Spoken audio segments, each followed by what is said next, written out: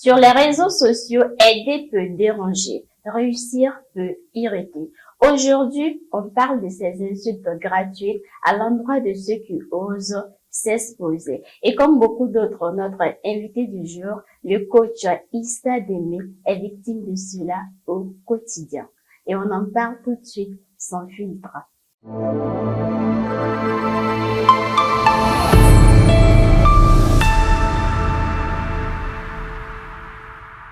Coach Démé, comment vous allez? Très bien, vous-même? Ça va très bien également. Ok. Et Coach Démé, à quand remonte votre première apparition sur les réseaux sociaux? Ça date, hein. Je pense que j'avais créé d'abord un compte depuis les années 2010 à ma classe de seconde. D'accord. Voilà. Et j'ai travaillé sur ce compte-là. Et j'ai commencé à publier de façon, je dirais, un peu professionnelle à partir de 2013-2014 quand je suis allé à l'université. Wow. Mais je publiais sur des thématiques en lien, en fait, avec, notamment le domaine bancaire, voilà, le sortir sur le terrain. Comme j'étais membre de plusieurs associations, donc quand on sortait faire des sensibilisations, je relayais au fait toutes ces informations sur le compte. Donc, et au fur et à mesure, au fait, autour de 2016, j'ai créé un groupe. C'était leadership entrepreneuriat. Parce que je lisais sur le leadership en son temps. Alors, donc, j'avais créé un groupe. Je postais. Et il y a un ami Serge, qui m'a contacté, qui m'a conseillé, au fait, de créer un groupe. Et qui va permettre, au fait, aux gens de pouvoir apprendre. Donc, j'avais créé ce groupe-là. Et les textes que j'écrivais, je publiais, au fait, dans ce groupe leadership entrepreneuriat, qui est toujours là. Mais j'ai pas accès parce que, à partir de 2021, ma page, au fait, a été piratée. Donc, c'est-à-dire en 2019, j'ai créé maintenant une page professionnelle où je travaillais sur cette page-là. Tout ce que j'ai fait de 2016 jusqu'en 2022, je crois pratiquement, tout est parti parce que la page a été piratée. Le malfrat, entre griffes, a supprimé le compte. La page est toujours là, mais les travaux que j'ai fait étaient sur le compte. Donc, ça veut dire que il n'a pas pu supprimer la page, mais il a supprimé le compte. Et tous les travaux que j'ai fait de 2013 à 2027 ans de travail, était parti en fumée.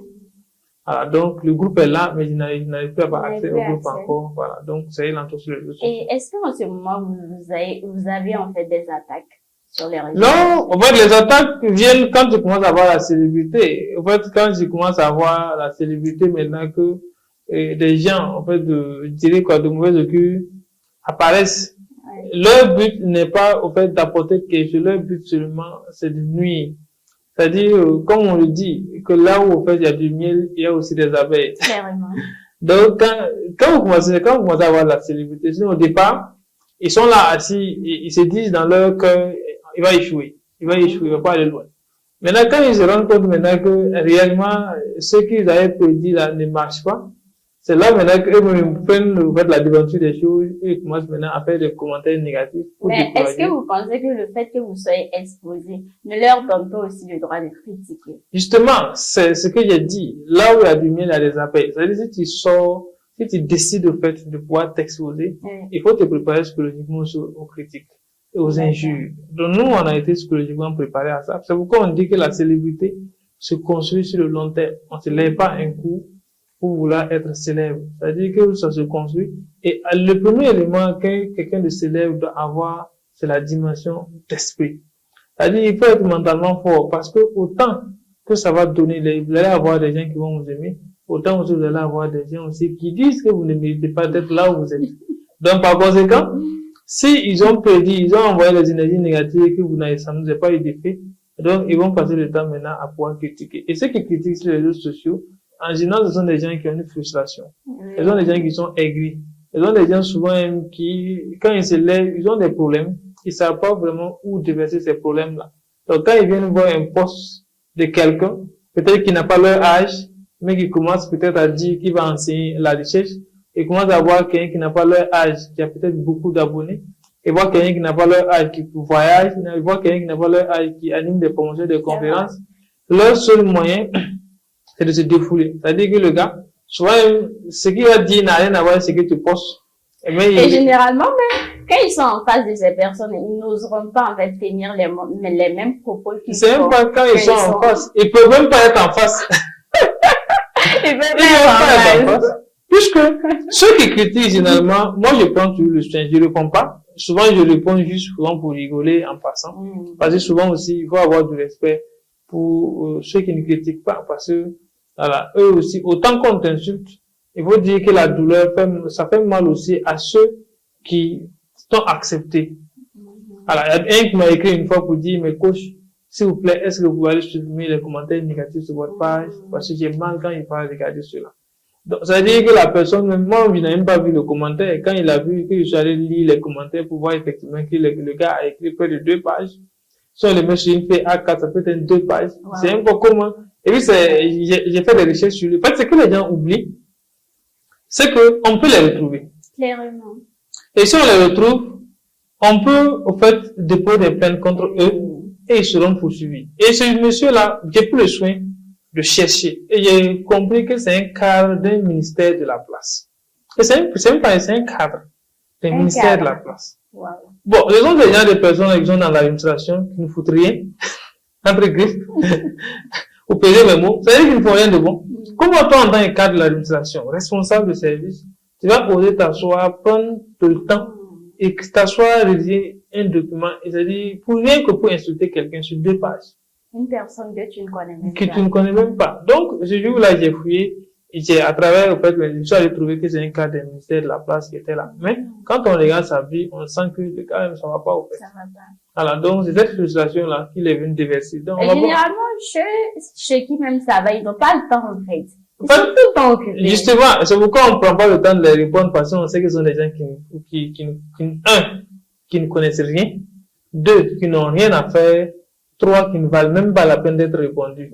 Puis ceux qui suivent et qui appliquent là n'ont pas le temps de venir s'asseoir et que les commentaires. Moi, je ne vais jamais aller sur une page de ceux qui critiquent. Dans tous les cas, même pas des pages.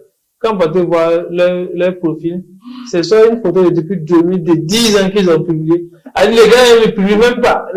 Son compte a été créé uniquement pour insulter. Et ce sont les mêmes personnes que vous avez retrouvées sur les autres pages qui sont là. C'est comme un jeu d'acteur, quoi. C'est-à-dire, il y a des gens qu'on a choisi spécialement, on dit, tu joues tel rôle. C'est-à-dire, lui, son rôle, là, c'est d'insulter. Une fois, j'étais sur les réseaux, il y a quelqu'un qui a dit qu'il parte voler lui, je suis du voisin. C'est vrai. Critiquer les gens. Mais, lui, c'est pas le but du voisin, vous voyez. Quand ils font le commentaire, immédiatement là, à quelques minutes après, la majeure partie des gens ne sont plus en ligne. Ça veut dire que quand le gars s'est connecté, il a vu le post, voilà, il met devant sa colère, ses mégas sont finis, il se déconnecte encore, il continue. Donc, les gens de personnes là existent, et ils existeront. Ce sont des gens souvent qui ont soit échoué leur vie, que ce soit peut-être la vie personnelle, la vie professionnelle, la vie sociale, la vie amoureuse. En tout cas, quelque part, ça ne va pas. Donc, et ça, c'est un élément assez important. Mais ce que je tenais à dire, que la critique soit positive ou négative, la critique fait du bien à une personne célèbre. Parce que la critique contribue au fait à construire la notoriété de la personne. L'un des éléments, les gens peuvent vous critiquer négativement. Et souvent, c'est les critiques négatives qui attirent les gens pour venir voir réellement qu'est-ce qu'il en est. Et la critique négative va aussi attirer les bonnes personnes qui sont là assis, qui ne réagissent pas. Mais quand ils voient que tout le monde est en train de critiquer, il va venir voir par curiosité. Par curiosité. Et par curiosité, alors la personne va trouver que ce que les gens sont en train de dire et ce qui est la réalité, c'est pas la même chose. Donc la personne reste et la personne est un potentiel client. Et comment est-ce que vous faites pour rester focus et centré malgré ces critiques et ces insultes? Non, nous on a des objectifs. Ces gens-là, nous on les calcule même pas, on les voit même pas. Voilà. En fait, ce sont des gens, ils sont là, c'est leur rôle. Et moi, je les dis merci. Parce que c'est eux qui animent la page. Les bonnes personnes n'ont pas le temps pour animer la page. Alors, Facebook a besoin des gens qui font des commentaires. Oui. Donc, on leur dit merci, on va continuer à critiquer. Mais les critiques là contribuent à notre évolution, à nous permettre d'aller de l'avant. Mais le seul problème, c'est que souvent, il y a Hassan qui a dit cette phrase-là, qu'il lui souhaite que ceux au fait qui les insultent puissent arriver un jour à un niveau où on peut les insulter. Parce que quand une personne prend son temps pour t'insulter, la personne t'a dit qu'elle est 1000 fois supérieure à elle. Parce que moi, par exemple, je n'ai même pas ce temps-là pour aller écrire commentaire sur la page de quelqu'un.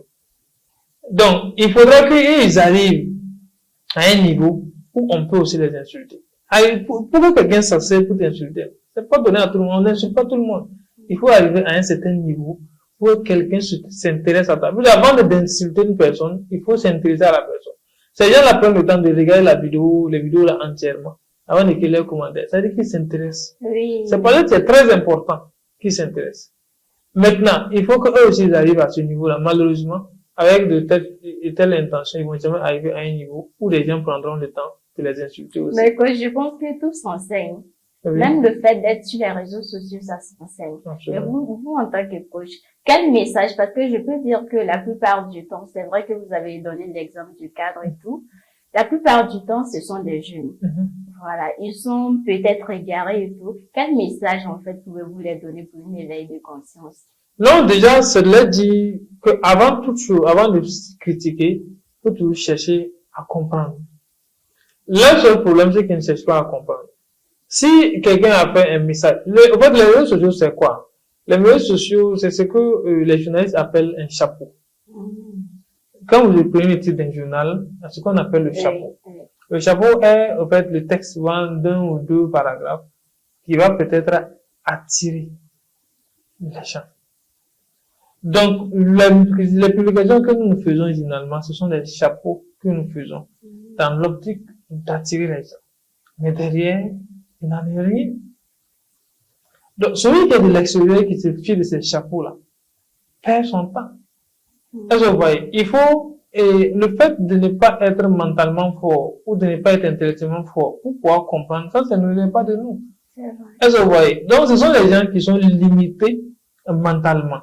Ils ne mènent pas la réflexion au-delà de ce qui est écrit. Quand on écrit, on publie toujours au sens figuré.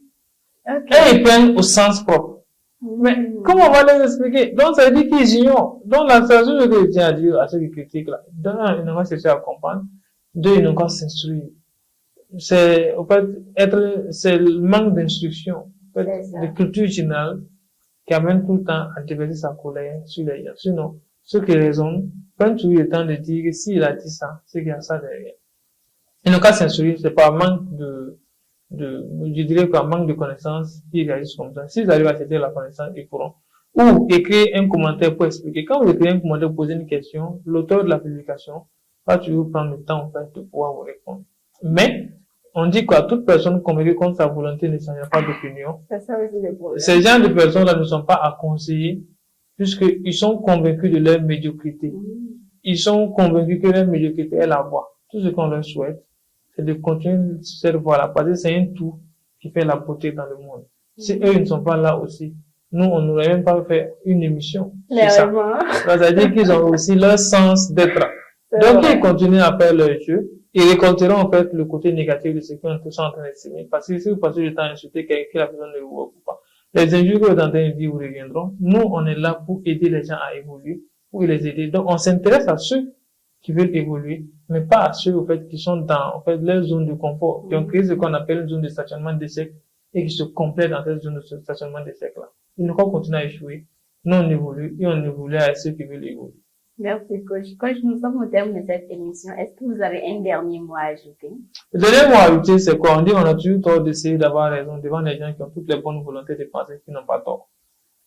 Donc, ils ont leur raison. Nous aussi, nous avons leur raison. Ce qui est sûr, à la longue, la prospérité et, au fait, l'épanouissement déterminera qui a raison et qui a tort. Nous leur disons merci d'avoir pris le temps d'écrire les commentaires, de nous insulter. Et leur injure ne contribuera qu'à nous faire évoluer. Qu'ils continuent. Et l'univers aussi les récompensera à la hauteur de leurs intentions. Qu'ils continuent. En tout cas, moi, je leur dis d'arrêter. Arrêtez. Cultivez-vous et arrêtez d'insulter les gens.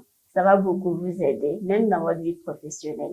Et merci de nous avoir suivis. Rendez-vous très bientôt pour une autre émission. D'ici là, portez-vous bien.